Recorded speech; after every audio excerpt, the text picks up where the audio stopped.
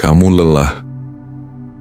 Bukan karena hidupmu terlalu berat, tapi karena kamu mencoba mengendalikan sesuatu yang memang tidak pernah bisa kamu kendalikan.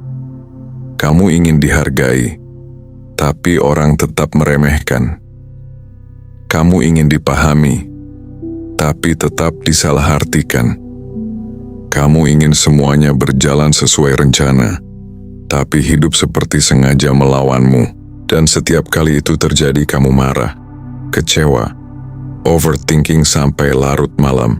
Kamu mengulang percakapan di kepala, membayangkan jawaban yang seharusnya kamu ucapkan, menyusun skenario balas dendam kecil yang tak pernah benar-benar terjadi.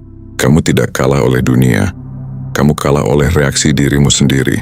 Stoikisme tidak datang untuk menenangkanmu dengan kata-kata manis. Ia datang seperti tamparan yang dingin. Epictetus mengatakan, beberapa hal berada dalam kendali kita dan beberapa hal tidak. Hanya itu, tidak ada tambahan dramatis, tidak ada penghiburan. Tapi jika kamu benar-benar mencerna kalimat itu, kamu akan sadar betapa banyak penderitaanmu berasal dari kesalahan fokus. Yang ada dalam kendalimu hanyalah pikiranmu, sikapmu, pilihanmu.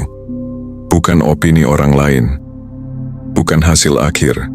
Bukan perlakuan mereka padamu. Bukan cuaca hidup yang berubah-ubah tanpa izin. Namun kamu justru menggantungkan harga dirimu pada sesuatu yang tidak pernah kamu pegang. Ketika seseorang meremehkanmu, kamu merasa nilai dirimu turun. Ketika postinganmu sepi, kamu merasa tidak berarti. Ketika kerja kerasmu tidak dipuji, kamu merasa gagal. Seolah-olah kendali atas dirimu berada di tangan orang lain. Itu bukan ketidakadilan, itu kelalaian. Kamu menyerahkan pusat kendali hidupmu kepada dunia, lalu marah ketika dunia tidak mengurusnya dengan baik.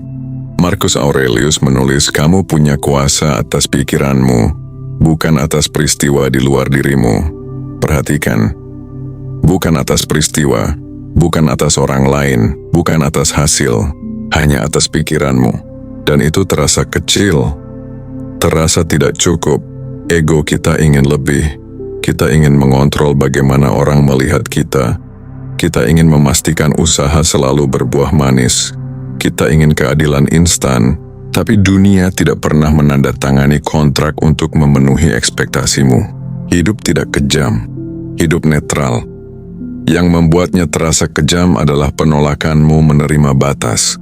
Bayangkan kamu sudah bekerja mati-matian untuk sebuah proyek. Kamu mengorbankan waktu, tenaga, bahkan kesehatan. Lalu hasilnya biasa saja. Tidak spektakuler, tidak viral, tidak membuat orang bertepuk tangan. Di titik itu kamu punya dua pilihan. Pertama, menyalahkan keadaan. Kedua, bertanya, apakah aku sudah memberikan yang terbaik dalam kendaliku?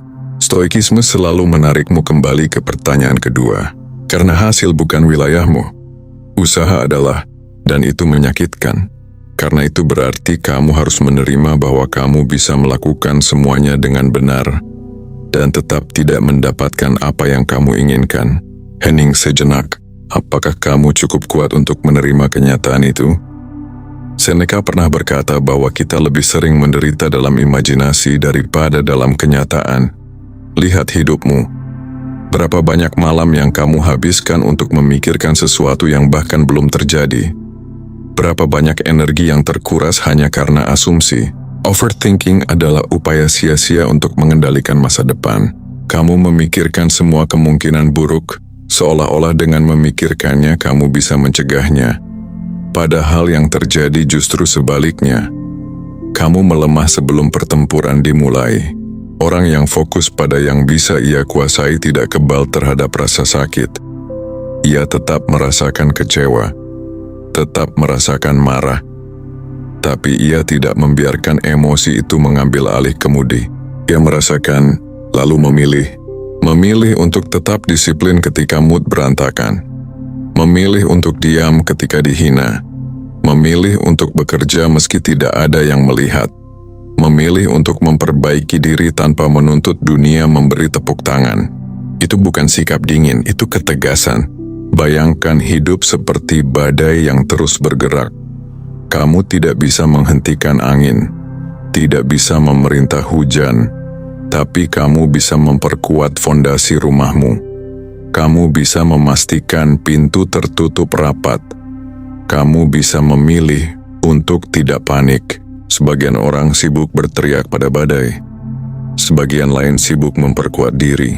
Kebanyakan orang ingin mengendalikan dunia. Sedikit orang memilih mengendalikan diri. Dan ironi terbesar adalah ini. Ketika kamu berhenti mencoba mengontrol dunia, dunia justru berhenti menguasaimu. Kamu tidak lagi mudah tersulut komentar kecil, tidak lagi haus validasi, tidak lagi merasa runtuh hanya karena satu kegagalan. Kamu mulai melihat hidup sebagai serangkaian respons, bukan serangkaian serangan. Kamu sadar bahwa diremehkan tidak mengurangi nilaimu. Ditolak tidak menghapus kualitasmu. Gagal tidak membatalkan potensimu. Yang menghancurkanmu bukan kejadian itu sendiri, tapi keyakinan bahwa kejadian itu menentukan siapa dirimu. Ening lagi, jika hari ini seseorang tidak menghargaimu, apakah itu benar-benar mengubah siapa kamu? Jika rencanamu gagal, apakah itu menghapus semua kemampuanmu? Atau itu hanya luka pada ego yang terlalu lama dimanjakan? Stoikisme memintamu membunuh ilusi bahwa kamu bisa mengendalikan segalanya. Dan dari kematian ilusi itu, lahir kekuatan yang lebih tenang. Kamu mulai hidup dengan fokus yang lebih tajam. Bukan pada bagaimana orang melihatmu, tapi bagaimana kamu melihat dirimu sendiri.